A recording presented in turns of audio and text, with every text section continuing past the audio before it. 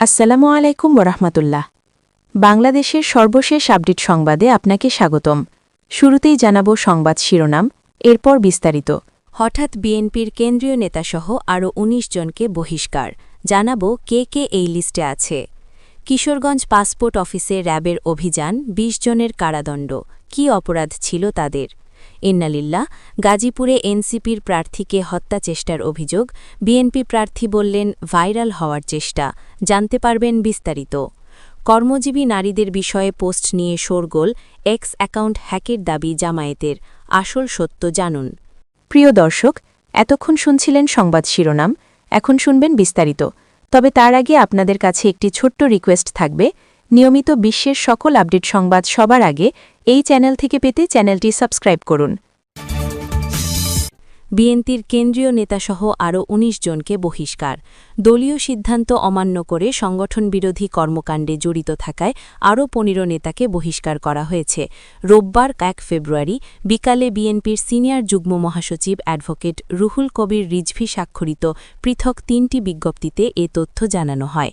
বহিষ্কৃতরা হলেন বিএনপি জাতীয় নির্বাহী কমিটির সদস্য সমীরণ দেওয়ান, নেত্রকোনা জেলাধীন আটপাড়া উপজেলা বিএনপির সদস্য আলী হায়দার কাঞ্চন ও এম.জি. শামীম, ব্রাহ্মণবাড়িয়ার সারাইল উপজেলা বিএনপির সাবেক সভাপতি আফজল হোসেন, উপজেলা বিএনপির সাবেক সদস্য ওসমান খান, অরুয়াইল ইউনিয়ন বিএনপির সাবেক সাধারণ সম্পাদক মামুনর রশিদ, সদর ইউনিয়ন বিএনপির সদস্য জাকির হোসেন, মুলুক হোসেন, কালীকচ্ছ ইউনিয়ন বিএনপির সাবেক সাধারণ সম্পাদক মামুনর রশিদ, নারায়ণগঞ্জের ফতুল্লা থানা বিএনপির সহসভাপতি সুলতান মাহমুদ মোল্লা, বিল্লাল হোসেন, মোহাম্মদ আলম, সাংগঠনিক সম্পাদক হাসান আলী, সহ-সাংগঠনিক সম্পাদক সাইফুল ইসলাম বিপ্লব, মোহাম্মদ মুসলিম আহমেদ, যুগ্ম সম্পাদক অ্যাডভোকেট আক্তার খন্দকার, থানা বিএনপির সদস্য জাহিদ হাসান রোজেল, নজরুল ইসলাম পান্না মোল্লা, কুতুবপুর ইউনিয়নের অন্তর্গত ৬ নং ওয়ার্ড বিএনপির সহসভাপতি আব রাজ্জাক রাজা, কুমিল্লা উত্তর জেলাধীন হোমনা উপজেলা বিএনপির সাবেক আহ্বায়ক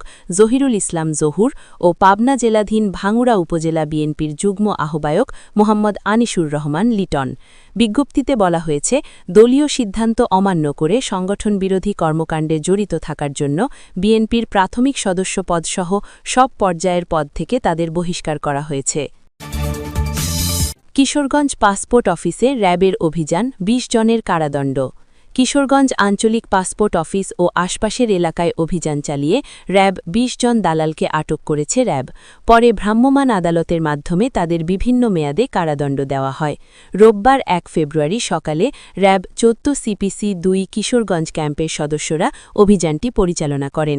র্যাবের নির্বাহী ম্যাজিস্ট্রেট শাহ মোহাম্মদ জুবায়ের ভ্রাম্যমাণ আদালত পরিচালনা করে দণ্ডাদেশ দেন। ভ্রাম্যমাণ আদালত শেষে তিনি সাংবাদিকদের বলেন, অভিযুক্তরা দোষ স্বীকার করায় এবং অপরাধের মাত্রা বিবেচনায় তাদের সর্বনিম্ন ৭ দিন থেকে সর্বোচ্চ ১ মাস পর্যন্ত বিনাশ্রম কারাদণ্ড দেওয়া হয়েছে। তিনি আরও বলেন, অভিযান চলাকালীন দালালরা র্যাবের সিভিল ফোর্সের সদস্যদের কাছেও অর্থ দাবি করে। এভাবে তারা দীর্ঘদিন ধরে তাদের কার্যক্রম চালিয়ে আসছিল। এ অভিযানের ফলে পাসপোর্ট অফিসে জনভোগান্তি কমবে বলে আশা প্রকাশ করেন তিনি। র্যাব জানায়, পাসপোর্ট অফিসে দায়িত্বরত একজন আনসার সদস্যের দালালদের সঙ্গে সম্পৃক্ততার তথ্য পাওয়া গেছে। বিষয়টি জেলা কমান্ড্যান্টকে অবহিত করা হয়েছে। এছাড়া অফিসের কোনো কর্মকর্তা-কর্মচারী জড়িত থাকলে তদন্ত সাপেক্ষে তাদের বিরুদ্ধেও আইনগত ব্যবস্থা নেওয়া হবে বলে জানানো হয়েছে। গাজীপুরে এনসিপির প্রার্থীকে হত্যাচেষ্টার অভিযোগ, বিএনপি প্রার্থী বললেন ভাইরাল হওয়ার চেষ্টা। গাজীপুর ২ জেলা শহর ও টঙ্গী আসনে ১১ দলীয় জোটের প্রার্থী আলী নাসের খানকে গাড়ি চাপা দিয়ে হত্যাচেষ্টা ও হুমকির অভিযোগে জেলা রিটার্নিং কর্মকর্তার কাছে লিখিত অভিযোগ দেওয়া হয়েছে। একই ঘটনায় এনসিপির গাজীপুর জেলার সদস্য সচিব আলামিন আহত হয়েছেন বলে অভিযোগে বলা হয়েছে। আজ রোববার সকালে এনসিপির নির্বাচন পরিচালনা কমিটি সদস্য মোহাম্মদ তরিকুল ইসলাম লিখিত এই অভিযোগ দেন। গাজীপুর জেলা প্রশাসক ও রিটার্নিং কর্মকর্তা মোহাম্মদ আলম হোসেন সাংবাদিকদের বলেন, আমরা অভিযোগ পেয়েছি, এখন সেটি তদন্ত করা হবে। এরই মধ্যে এনসিপির প্রার্থী আলী নাসের খানের নিরাপত্তার জন্য গানম্যান ও পুলিশ দেওয়া হয়েছে। তার যদি আরও নিরাপত্তা প্রয়োজন হয় তবে আরও নিরাপত্তা কর্মী দেওয়া হবে। রিটার্নিং কর্মকর্তার কাছে দেওয়া অভিযোগে বলা হয়, গতকাল সন্ধ্যা 7:15 জামায়াত নেতৃত্বাধীন 11 দলীয় জোটের শাপলাকলি মার্কার সমর্থনে শোভাযাত্রা হয়। শোভাযাত্রাটি নগরীর 23 নম্বর ওয়ার্ডের পোড়াবাড়ি এলাকায় মূল সড়কে পৌঁছলে ধানের শীষের প্রার্থীর প্রচারণার মাইক বহনকারী অটোরিকশা শোভাযাত্রার গতিরোধ করে এবং উচ্চস্বরে মাইক বাজাতে থাকে। এই সময় তাদের চলে যাওয়ার জন্য অনুরোধ করলেও তারা কর্ণপাত না করে উস্কানিমূলক আচরণ করতে থাকে। তখন দুই ব্যক্তি ধানের শীষের স্টিকারযুক্ত প্রাইভেট কার ব্যবহার করে গাড়ি চাপা দিয়ে প্রাণনাশের চেষ্টা করে বলে অভিযোগে উল্লেখ করা হয়। অভিযোগ অস্বীকার করে গাজীপুর 2 আসনের বিএনপি প্রার্থী এম মঞ্জুরুল করিম বলেন, জনপ্রিয়তা না থাকায় ভাইরাল হতেই এসব মিথ্যা অভিযোগ করেছেন এনসিপির প্রার্থী। আমি একটি প্রোগ্রাম শেষ করে পোড়াবাড়ি বাজারের পথ ধরে ফিরে আসছিলাম। তখন আমার সাথে থাকা কয়েকজন পোড়াবাড়ি বাজারের রাস্তার পাশেই নামাজ পড়েন। তাদের আমার গাড়ির পেছনে না পেয়ে ফোন দিলে তারা জানান, নামাজ শেষে বের হলে এনসিপির প্রার্থী আলী নাসের খান তাদের সঙ্গে সৌজন্য সাক্ষাৎ করেন। এখানে হুমকি বা গাড়ি চাপার চেষ্টার ঘটনা ঘটেনি। কর্মজীবী নারীদের বিষয়ে পোস্ট নিয়ে শোরগোল, এক্স অ্যাকাউন্ট হ্যাকের দাবি জামায়াতের। আসল সত্য জানুন। জামায়াতে ইসলামীর আমির শফিকুর রহমানের ভেরিফাইড এক্স বা সাবেক টুইটার অ্যাকাউন্ট থেকে কর্মজীবী নারীদের বিষয়ে করা একটি পোস্ট নিয়ে তুমুল শোরগোলের মধ্যেই তিনি ও তার দল জানিয়েছেন যে ওই অ্যাকাউন্টটি শনিবার বিকেলে কিছুক্ষণের জন্য হ্যাক হয়েছিল এবং সেই সময়ের মধ্যেই ওই পোস্টটি করা হয়েছে। জামায়াতে ইসলামী বলছে, ওই পোস্টটি মিস্টার রহমান বা তার অ্যাকাউন্টের দায়িত্বে থাকা ব্যক্তিরা করেননি, বরং বিষয়টি তাদের দৃষ্টিতে পড়ার পর তারা মাত্র ৪৫ মিনিটের মধ্যেই অ্যাকাউন্টটি হ্যাকারদের নিয়ন্ত্রণ থেকে নিজেদের নিয়ন্ত্রণে নিতে পেরেছিলেন। এই হ্যাকিংয়ের সাথে একটি বিশেষ দল ও তাদের সাইবার টিম জড়িত বলে আজ রোববার একটি সংবাদ সম্মেলনে অভিযোগ করেছেন জামায়াতের অ্যাসিস্ট্যান্ট সেক্রেটারি জেনারেল এহসানুল মাহবুব জুবায়ের। ওদিকে সারা দেশে ওই পোস্ট নিয়ে তুমুল সমালোচনার 9 ঘণ্টা পর আইডি হ্যাক করার দাবির যৌক্তিকতা নিয়ে প্রশ্ন তুলেছে বিএনপি। ওই পোস্টে কর্মজীবী নারীদের অপমান করা হয়েছে অভিযোগ করে এর বিরুদ্ধে বিক্ষোভ মিছিল করেছে বিএনপির সহযোগী সংগঠন ছাত্রদল। সামাজিক মাধ্যমেও এ নিয়ে অনেকের সমালোচনার মুখে পড়েছেন জামায়াতের আমির। ওদিকে আইডি হ্যাক করে বিতর্কিত পোস্ট করার পর আবার আইডির নিয়ন্ত্রণ ফিরে পাওয়ার দাবি যে জামায়াতে ইসলামী করেছে তা নিয়েও বিতর্ক তৈরি হয়েছে।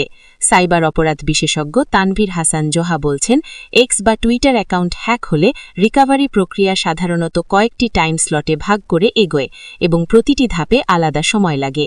প্রসঙ্গত, সম্প্রতি আল জাজিরার ইউটিউব চ্যানেলে দেওয়া এক সাক্ষাৎকারে জামায়াতে ইসলামীর আমির পদে নারী আসা সম্ভব নয় বলে আলোচনায় এসেছিলেন মিস্টার রহমান।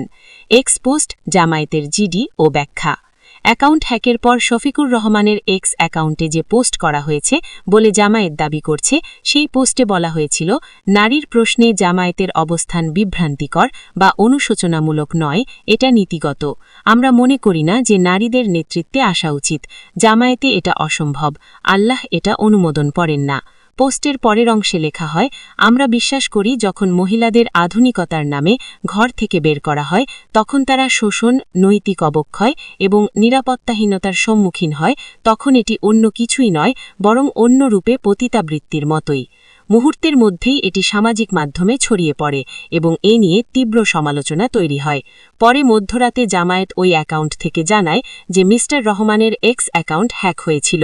শনিবার রাত 12:40 জামায়াতে ইসলামীর ভেরিফাইড পাতায় এক সংবাদ বিজ্ঞপ্তিতে জামায়াত জানায় যে অত্যন্ত সমন্বিত পদ্ধতি ব্যবহার করে হামলাকারীরা সাময়িকভাবে আমিরে জামায়াতের এক্স টুইটার অ্যাকাউন্টের নিয়ন্ত্রণ নেয়।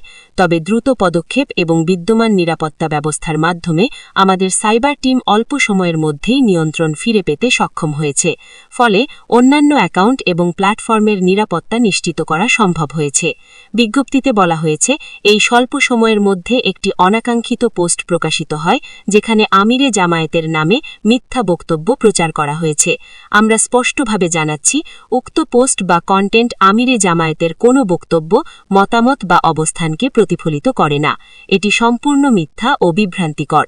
সহকারী সেক্রেটারি জেনারেল এহসানুল মাহবুব জুবায়ের স্বাক্ষরিত ওই বিজ্ঞপ্তিতে আরও বলা হয়, সম্প্রতি বাংলাদেশ জামায়াতে ইসলামীর সম্মানিত আমির ড শফিকুর রহমানের অফিসিয়াল টুইটার হ্যান্ডেল এক্স সহ দলের কয়েকজন সিনিয়র নেতৃবৃন্দের সামাজিক যোগাযোগ মাধ্যম অ্যাকাউন্টে সাইবার হামলার ঘটনা ঘটেছে।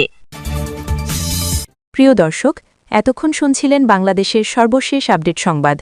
ভিডিও সম্পর্কে আপনার কোনো মতামত থাকলে কমেন্ট বক্সে জানাবেন। নিয়মিত বিশ্বের সকল আপডেট সংবাদ সবার আগে এই চ্যানেল থেকে পেতে চ্যানেলটি সাবস্ক্রাইব করে আমাদের সাথেই থাকুন। ধন্যবাদ।